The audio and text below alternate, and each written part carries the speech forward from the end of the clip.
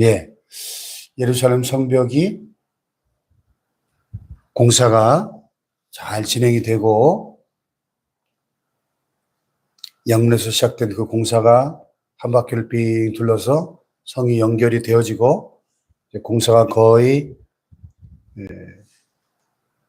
50% 정도 완성이 되어갈 때 산발락과 도비아 그 지역에 그 권력을 장악하고 있는 사마리아 사람 그리고 암몬 사람 이스라엘을 미워하는 대적들이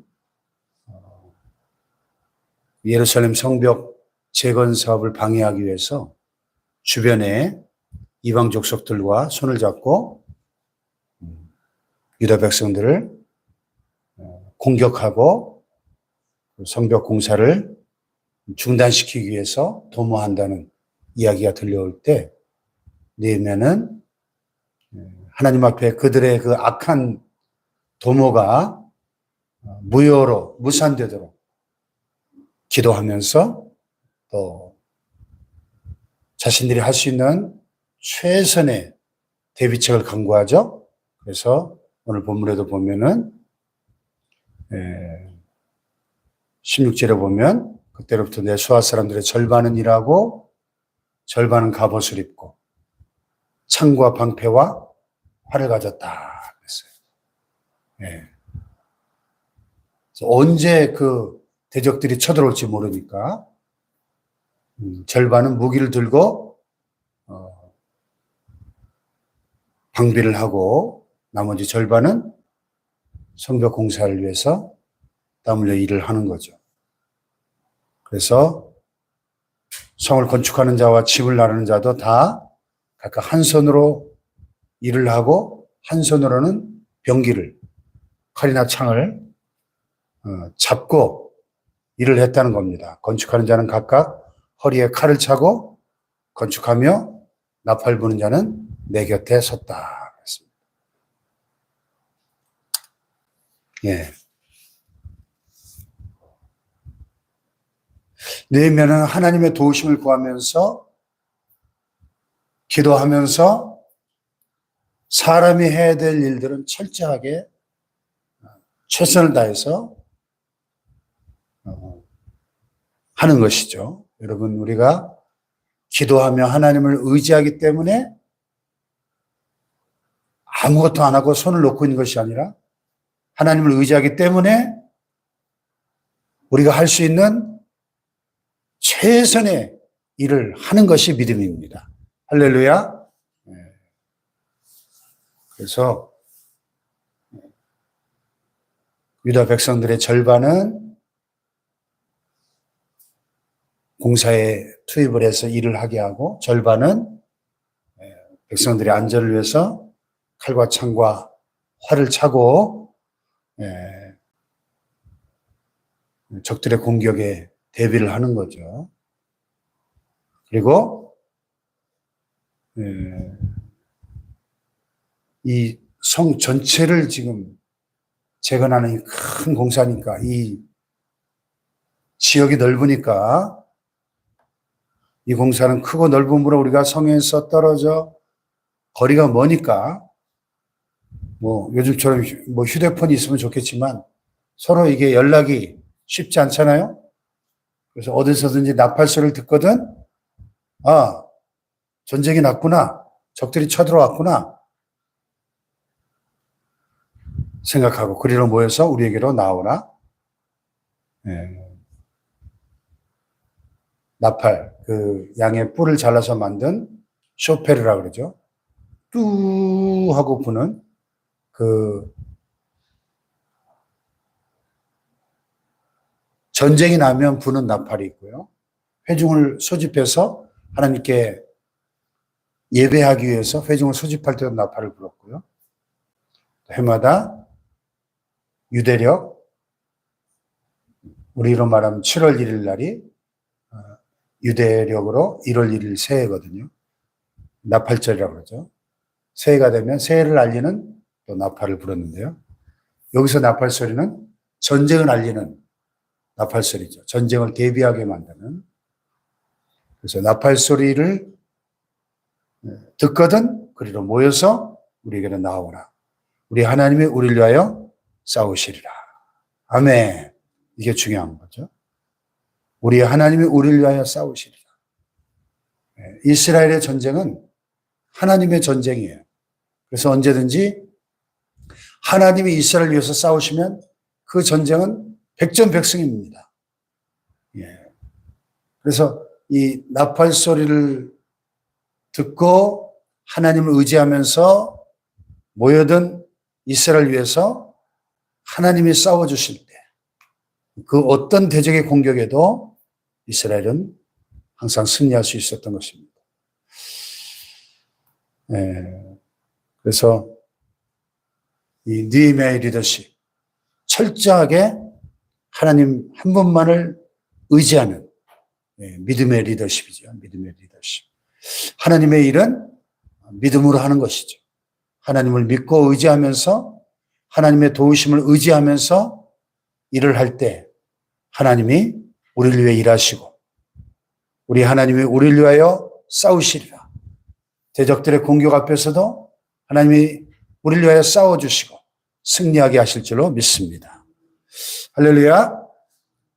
그리고 또 하나 오늘 본문에 나타난 느헤미야 리더십은 솔선수범하는 리더십이죠. 우리가 이같이 공사하는데 무리의 절반은 동틀 때부터 별이 나기까지 창을 잡았습니다. 샛별보기 운동, 샛별보기 운동. 아직 날이 밝지도 않았는데 먼 동 틀려고 할 때 샛별을 보면서 일어나서 또 밤하늘에 별이 나올 때까지 깜깜할 때까지 더 이상 어두워서 일할 수 없을 때까지 창을 잡고 절반은 수비하고 절반은 일을 했다는 거예요. 중요한 것은 22절에 보니까 그때 내가 또 백성에 말하기를 사람마다 그 종족과 함께 예루살렘 안에서 잘 치니 밤에는 우리를 위하여 파수하겠고 낮에는 일한다. 예루살렘 성 밖에는 보호할 방법이 없으니까 성 안에서 안전하게 밤에 잠을 자고 밤에는 우리를 위하여 파수하겠고 낮에는 일하리라. 그러니까 24시간 교대로 밤낮 없이 대적들의 공격에 대비하면서 낮에는 일하고 얼마나 힘든 일입니까? 그러니까 23절에 보면 나나 내 형제들이나 종자들이나 나를 따라 파수하는 사람들이나 우리가 다 우리의 옷을 벗지 아니하였으며 물을 기르러 갈 때도 각각 병기를 잡았는데 아니 밤에 잘 때는 옷을 벗고 속옷만 입고 자야 편하잖아요. 그런데 낮에 일하던 그 옷을 벗지 않고 그대로 입고 잤다는 겁니다. 왜? 비상식이니까. 언제 적들이 공격해 올지 모르니까. 적들이 공격해 오면 즉각 일어나서 나가 싸울 수 있도록 언제 또 옷을 챙겨 입고 준비하겠어요? 비상기니까, 비상기. 총 52일이 걸렸는데요. 언제부터 이 적들이 방해 공작을 노고라 했는지 모르겠지만은 뭐 한 중간쯤 그랬겠죠. 그러니까 상당히 오랜 기간 공사가 완전히 끝날 때까지 밤에 잘 때 옷을 그대로 입고 잤다는 겁니다. 심지어는 물을 기르러 갈 때도 각각 병기를 잡고 언제 어디서 쳐들어올지 모르니까 대비를 하고 물을 기르러 갔다는 겁니다. 중요한 것은 느헤미야가 지도자서 백성들에게 그렇게 지시하고 명령을 내렸지만은 그래놓고 자기는 혼자 숙소에 가서 편안하게 옷 벗고 편안하게 잔 것이 아니라 자기도 또 함께한 형제들이나 또 종자들이나 그를 따르는 주변의 모든 파수하는 사람들도 다 옷을 벗지 않고 그렇게 비상 상황에 대비하면서 이 성벽 재건의 일을 했다는 것입니다. 그래서 솔선수범하는 리더십, 본을 보이는 리더십.